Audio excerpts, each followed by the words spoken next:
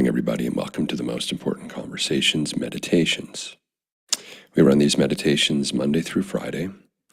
The overarching theme of these meditations is liberation, and in particular, our focus is liberating people from their conditioning so that they can be the powerful creators of their life to create a life by design versus tolerating a life by default. Before each meditation, we start with a short talk, and the content of that talk is derived from our main program, Whole Life Architecture. Whole Life Architecture is a container, it's a workshop container that's live every week where the participants are learning how to be master, powerful creators of their own life, how to decondition themselves, how to stop tolerating a life by default and creating a life by design. If you'd like more information on that, you can learn more about it at TMICglobal.com. Again, that's Whole Life Architecture. We've been talking this week about creativity because it's a new year. And with every new year, it's the opportunity, as we've been saying, to begin again. It's the opportunity for renewal.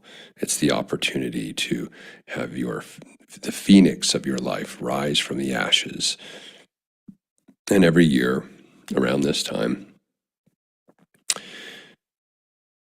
roughly 90% of people will make some New Year's resolution, and roughly the same number will fail to implement it. Only 2% ever implement their New Year's resolution. And this is because people are trying to attain the change in their life through willpower. The problem with that is that your life, all of the systems and structures, the architecture of your life, is already designed to support the life that you have.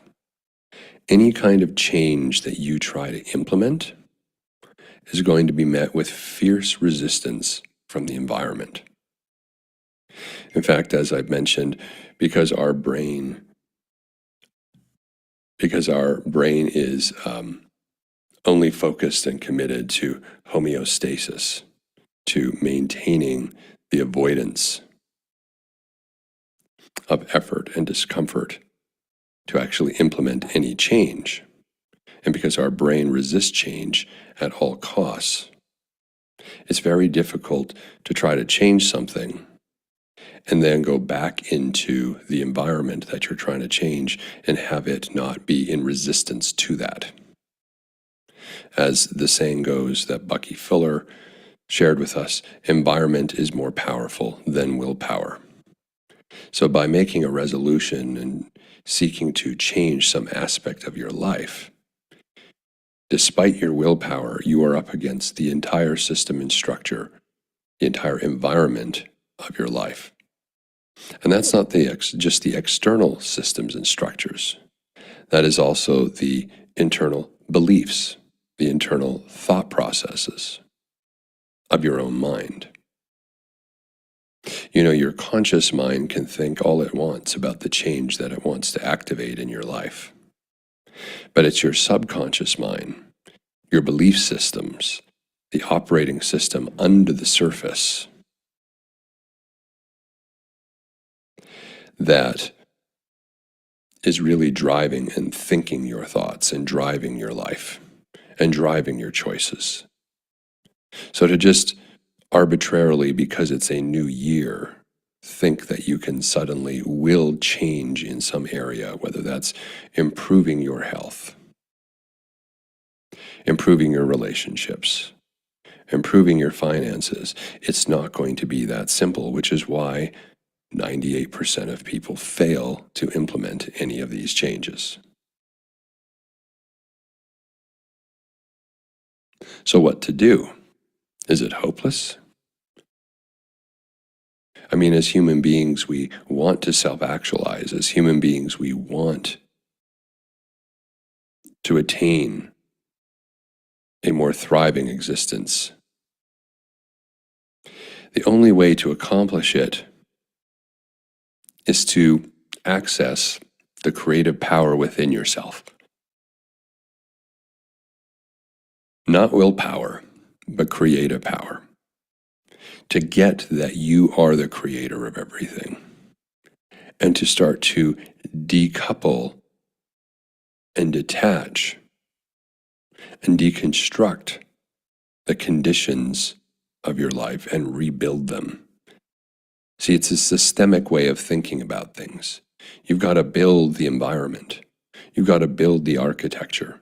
You've got to build the systems and structures to support who you're going to be, not just changing one topical area, but across your entire life. All things work together. All areas of your life interact and support or detract from one another. You cannot try to create what we call a life of alignment in one area and ignore the rest, because the rest of the unaligned life will pull that one area that you are trying to change out of alignment. It's like going to the gym and just working one muscle or one part of your body and ignoring the rest. This is what New Year's resolutions are like. Oh, I don't like this part of my life or this aspect. I'm going to change it, but the rest I'm not going to change. And it doesn't mean that you have to fundamentally change every part of your life. There may be parts of your life that are in alignment, but people are not looking at their New Year's resolutions often through the lens of alignment. Maybe some are, but most it's just a reaction to the effort or the discomfort they're experiencing, or a reaction to the pain or suffering they may be experiencing in an area. It's just wanting to make the pain go away, wanting to make the suffering, the discomfort go away. It's usually driven by comfort, wanting to avoid discomfort. And so by willpower, we think that we can put the effort up required to change a particular area and all will be well. But when our entire architecture of our life is set up for the kind of life that it is, changing any element is going to be very difficult. On top of that, we have this problem that's very common in all human beings called the near win. The near win is the mechanism in our brain that neurochemically rewards us for almost winning behavior. That is, we get a rush of dopamine when we begin but don't finish something, which is why most people begin and don't finish things. The brain neurochemically rewards you when it notices you're beginning to change so that you get the pleasure payoff and don't continue with the change. I'm a regular user of the local gym, and every year around this time, we see an influx of about a fifth to a quarter more people. And I know, as frustrating as it is for those who are the regulars at the gym to have to deal with the influx, that most of those people will be gone by the end of February, if not before. The frustration is not that more people are attending. I want more people to get healthy. I want more people to start taking care of themselves. It's the fact that I know that we're not handling this near-win situation in our society at all. And so we do this dance every year where people who are not 100% in the change that they want to see in their life, it's more of just a nice idea. They're not willing to put in the real effort and the work that it's going to take to change their thinking. They're willing to put the effort in to go to the gym, to do the exercise, but they're not willing to put the effort in to ensure that their brain is not going to provide them a near-win dopamine high around early to mid-February, and then they're going to stop going. We have to address this issue. And this doesn't just happen in the area of exercise. Any change you want to make in your life is going to be sabotaged by your own brain because your brain is adverse to change because it sees it as a security risk. Change is the unknown. Change is the unpredictable. The only way to overcome the near win is to surround yourself with a group of people who are journeying with you, to create a context in your life where you're able to work on your life on a regular basis, every week at the very minimum. Presumably every day would be ideal, but most people won't make that commitment.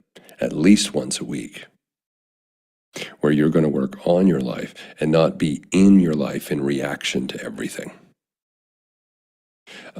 A place where you can get to the bottom of and reconnect to your authentic self so that you know what you're aligning the changes in your life to. This is not just a flippant thing, a resolution that magically happens. If it did, it would work. It doesn't work. It fails every year.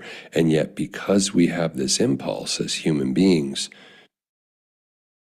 to want to attain higher levels of life experience, higher levels of self-awareness, higher levels of self-actualization, we're compelled to lean into change, all the while that our brain is terrified and wants to avoid change at all costs. It is a paradox. And on top of that, we have a culture that does not support things taking a long time. You know, you didn't become who you are in a week or a month or a year. It took you decades. So why do you think you can suddenly, just on a whim, with some apparently conjured willpower, just because it's a new year, change any aspect of your life when that life or that aspect that you're looking to change took decades to make? You can change, but it's not going to happen because you will it, and it's not going to happen fast. It's going to take time and effort. It's going to put you through discomfort, and you're going to have to embrace space. You're going to have to start to bring space into your life so that you can have a life that breathes, where you can reflect on things. And you're going to have to get used to things taking a while to change. Change is more evolution than revolution. But we treat it like revolution. It's a new year. I'm going to have a revolution of my health, a revolution of my relationships, a revolution of my finances. It just doesn't work that way. So the invitation today, as we move into our meditation, is to give consideration to the areas of your life that you are aware of, that you want to change. It's good to have this awareness, to get really clear that perhaps it's not even just one area, because all of your life works together and integrates with each other. A change in one area is highly likely, if not absolutely, going to bring a change in another. A change in your finances would bring a change in your relationships, would bring a change in your health. A change in your health might bring a change in your finances. And it's not about just liking areas of your life. I'd invite you to start thinking from the place of what aligns with who I really am. And maybe you come to a brick wall of, I don't know who I am. That would be very normal, by the way. Most people don't. It's not an insult. It just shows you there's work to be done. It's an opportunity to finally know yourself. As Socrates said, this is the greatest calling for all human beings, to know thyself.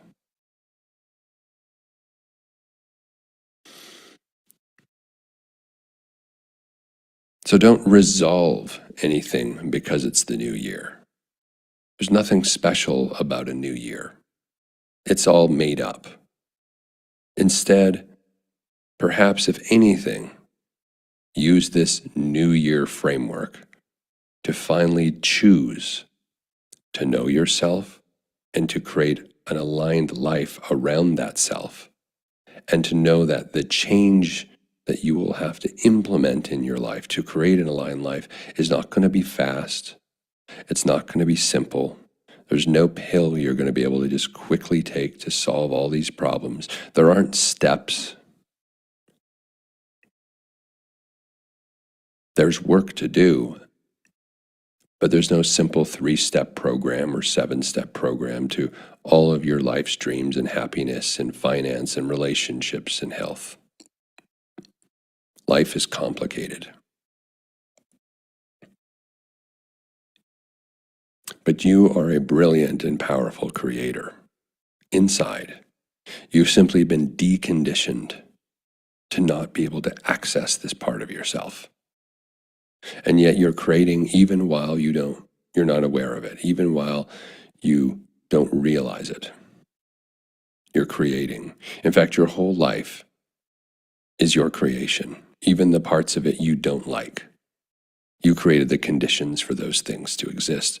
It was just happening at a subconscious level of your operating system. Getting to know yourself also includes getting to know your operating system. What is operating under the level of your awareness? So as part of the deconditioning process, the liberation process from your conditioning, part of that is revealing the operating system under the surface. See, it's not just about changing the surface stuff. It's not just about making a resolution to eat more vegetables, go for more walks. Can you do that? Absolutely. Will it help? Sure. Will you sustain it? Not statistically. Because you have to work on your life and you have to work at the level of your being. And then all the change ripples through all the areas of your life and brings them into alignment. Instead of working, think of it like a tree with a big canopy of leaves. There's lots of topics and things on the surface that can be addressed. There's only one trunk. Get to the trunk of your core self. Change that. Focus on your being, and all the tree leaves and branches will be affected. Instead of just picking one leaf or one branch and saying, I'm going to try and change that. How can you? You haven't changed the source essence of what the tree is.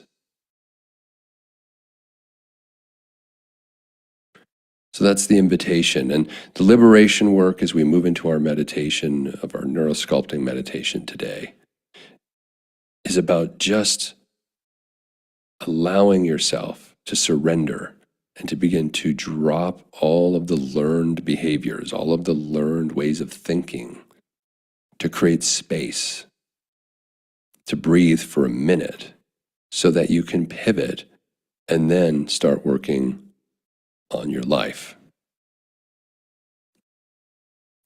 But we need space. We need to embrace space, to breathe. From space, all creativity is possible. All creative processes begin from a place of nothingness, spaciousness.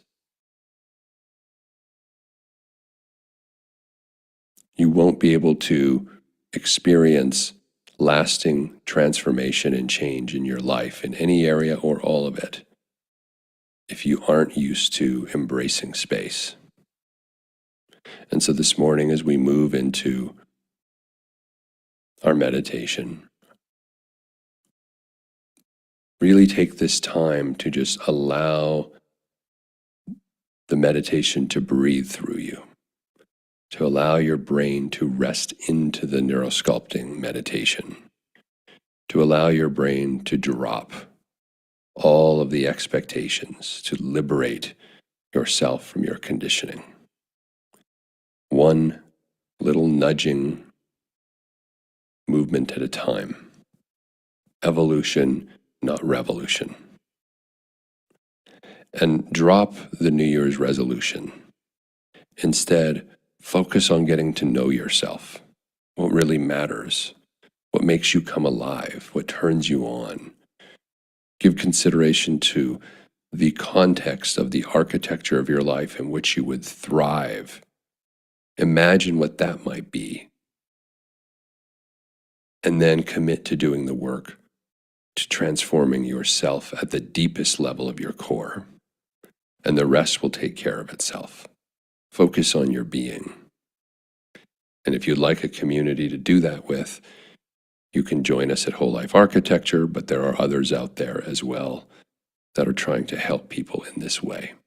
I'd like to invite Mignon now to join us for the neurosculpting meditation this morning. Thank you so much, Chad, and welcome everyone to today's neurosculpting meditation. So during this session, I'll offer cues, toggles, and creative imagery. You might hear me spell out words, suggest dialing up or down, or introduce unusual and even bizarre imaginings. Each element is intentionally designed to guide your experience using the 5-step neural sculpting meditation process. This process helps to calm the nervous system, prime the brain for generating supportive ideas, and give you agency in how you move through life. A regular neural sculpting practice can help reinforce desired outcomes and create lasting shifts over time. I hope this meditation serves you well and supports you in a meaningful way. Let's begin by inviting the body to relax and settle comfortably for the next 20 minutes or so. Starting by bringing attention to the points where the body is supported by the surface below. That might be a cushion, a chair, the floor, or some other surface beneath you.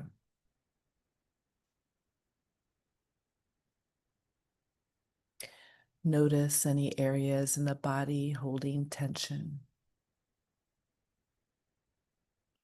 And with your awareness, you can soften and smooth any gripping or holding. Perhaps unclenching your jaw, allowing your shoulders to drop, or softening the muscles in your belly, or anywhere else that you might notice tension.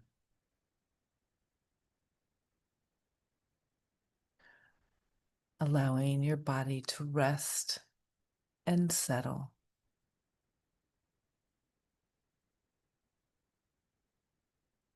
Supported as gravity has you firmly rooted to the ground.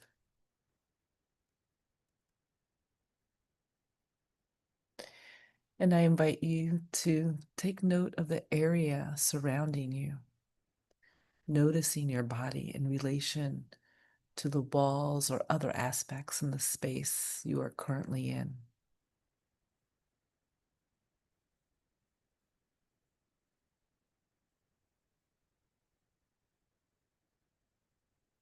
Allowing yourself to become acquainted with your body in this space at this moment in time, the only moment in time.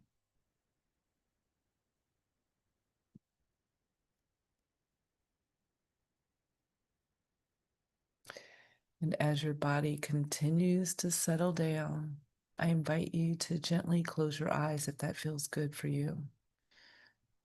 And to notice that you are breathing. You have an inhale and an exhale. And I invite you to follow your natural breathing for the next 2 to 3 breaths.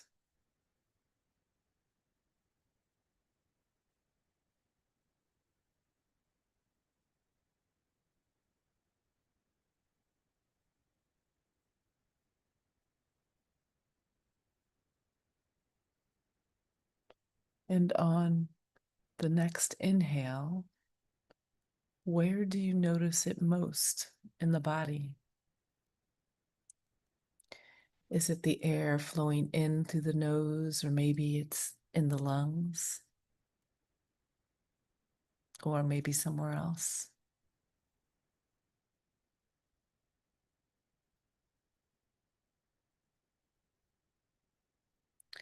And on the next exhale, where do you most notice that? Is it the rise and fall of your chest and tummy, or the air flowing out of your mouth and nose into the space around you?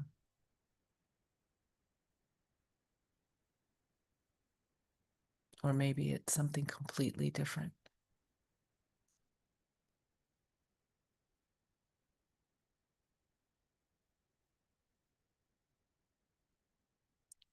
Your breath is breathing all the time, supporting you, automatic and reliable.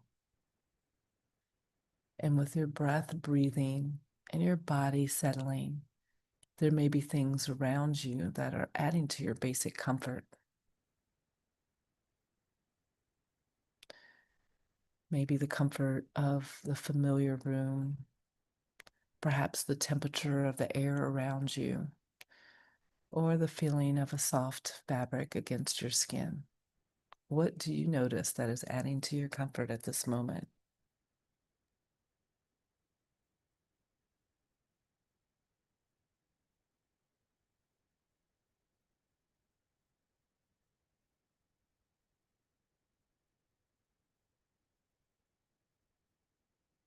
And as your body is settling and supported, and your breath is breathing, your mind is free to wander creatively wherever it would like to go while your body remains supported and comfortable.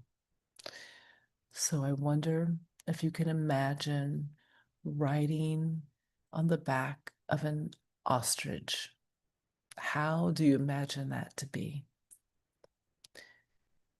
Would you have reins that steered and maybe a saddle to sit in as you ride across the open plain at full speed?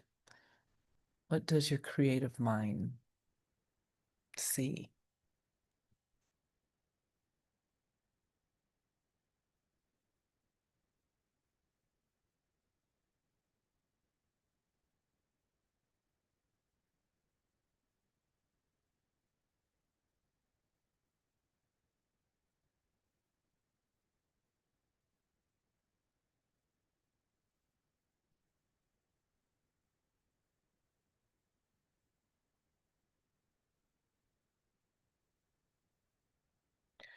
Or it might be more interesting to imagine having superpowers. What superpower would you have? Would you be strong or have the ability to change the weather or something else?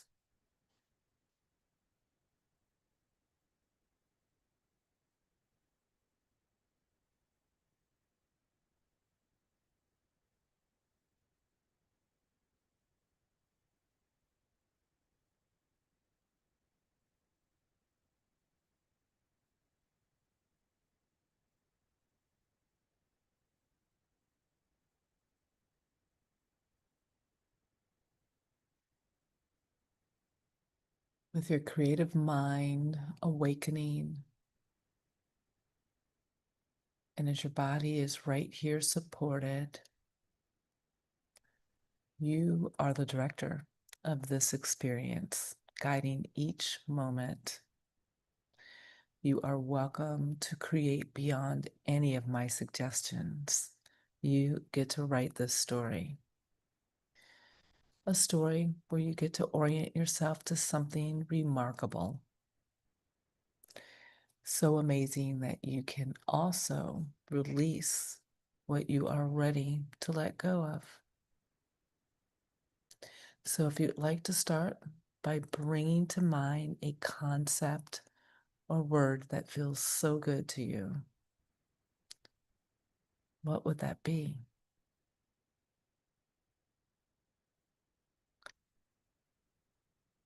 This might be one you have been working on for a while, or something brand new, a word or idea, maybe a mission.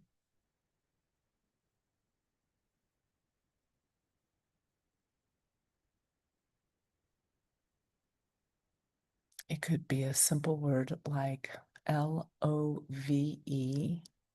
or abundance, or some other word that in this moment serves you really well.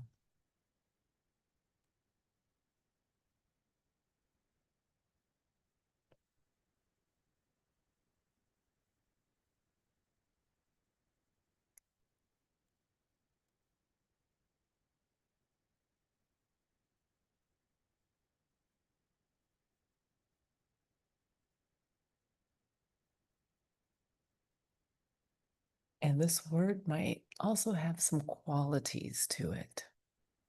It might have a sound or tone. Maybe you imagine the perfect song or an orchestra of crickets on a summer night or the sound of the ocean or something completely different comes to mind for you.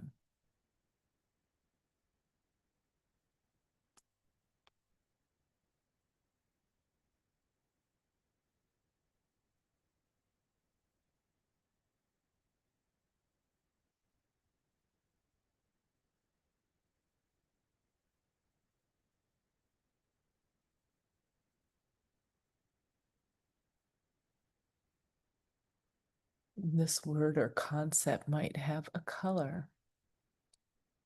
Maybe you imagine the color blue or gold or glimmers of some other color.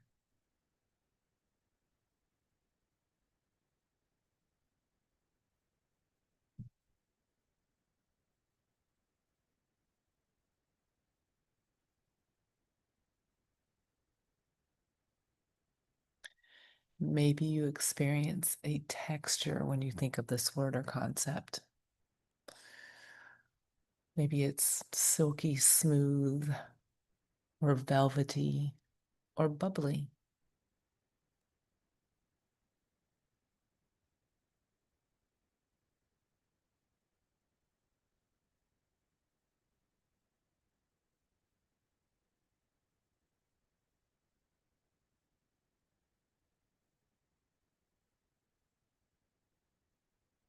And as you imagine these qualities, they might be familiar and maybe they already exist inside of your body. Or maybe you would like to take a little piece of them and drop them right into your body. What or where does your mind put these vibrations or colors or textures that represent your idea?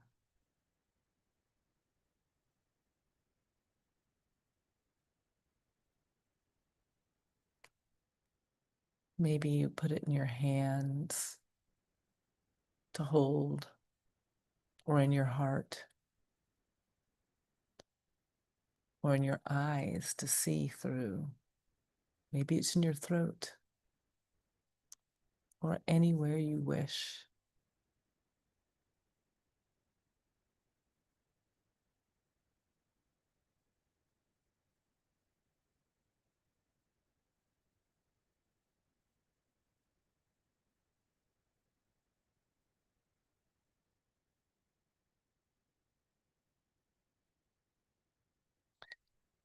And maybe there is a sensation that you notice.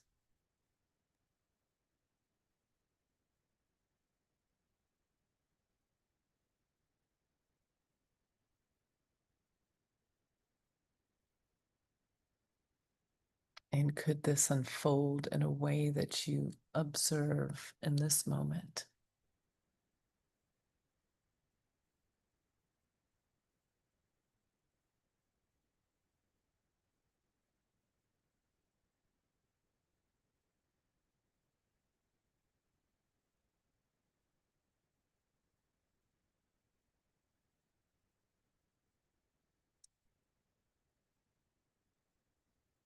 And perhaps you imagine these sounds and vibrations and colors and textures filling you up in an incredible way. So much that you might even imagine they start to displace a fear or a limiting belief that you no longer need to hold. And maybe the filling up of these positive vibrations allows some contraction or density or words to ooze out of your space or melt and pour out of you like a liquid going down a drain.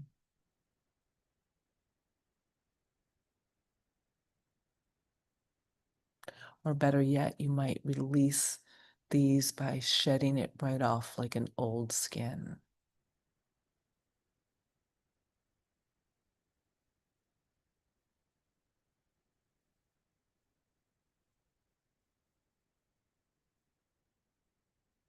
Or you might imagine that these contractions are just tossed into the wind and just evaporate in thin air.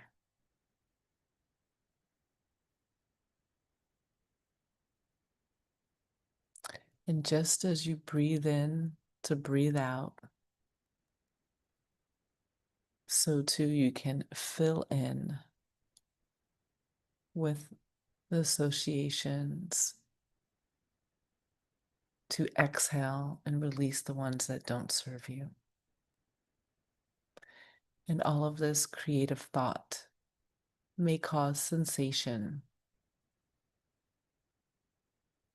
that is now associated with filling in for the new and the intentional and the release of what no longer serves, the in and the out.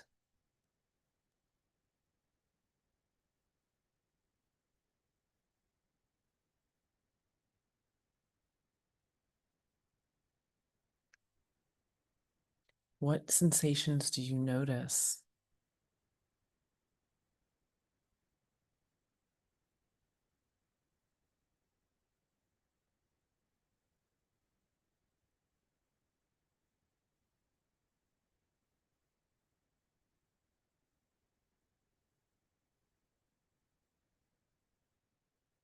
The sensations might be quiet or spacious.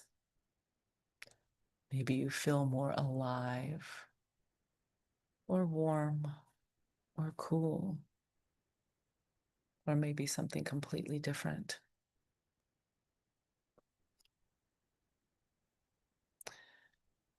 And whatever your mind is telling you or your body is telling you, this is a moment you can choose to remember,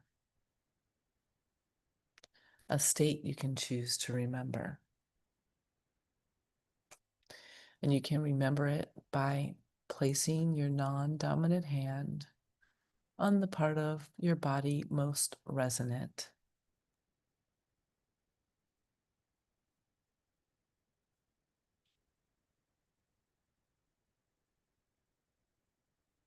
Or you may prefer instead to use a hand gesture.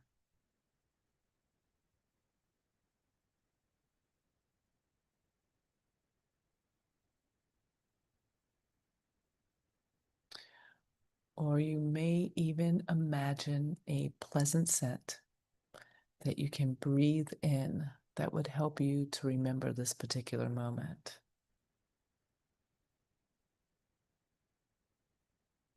What does creative mind do?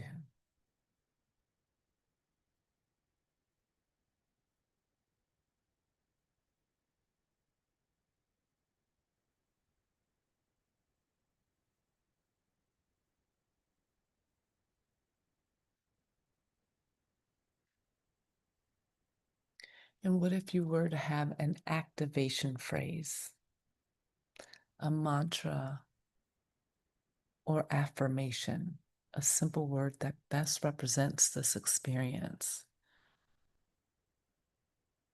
What's your word?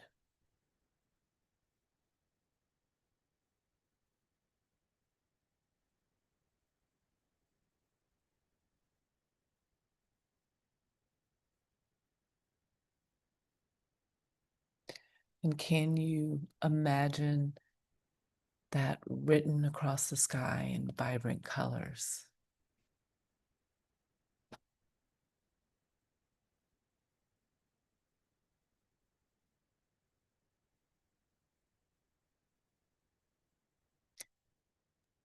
And you might remember that your body listens to your mind, just as your body has listened to your mind in this meditation.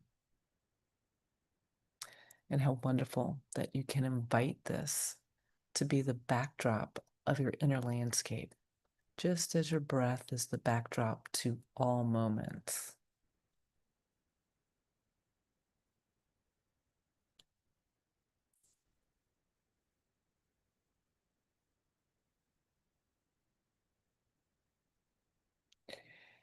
And you are invited to explore your intentional concept or word, the colors, vibrations, and spaces created in your inner environment every time you place your hand or use your gesture or think of your scent.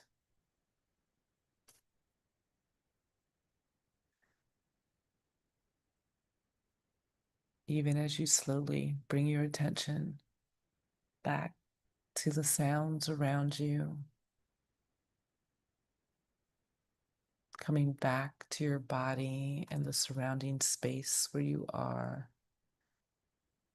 and gently opening your eyes when you're ready and ending your meditation.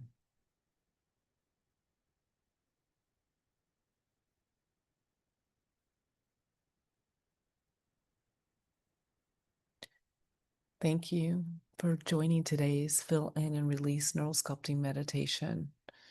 I encourage you to take a moment to journal about your experience if you'd like. And we invite you to join us again for our weekly meditations, Monday through Friday at 7 a.m. Pacific. Wishing you a gorgeous day. Be well.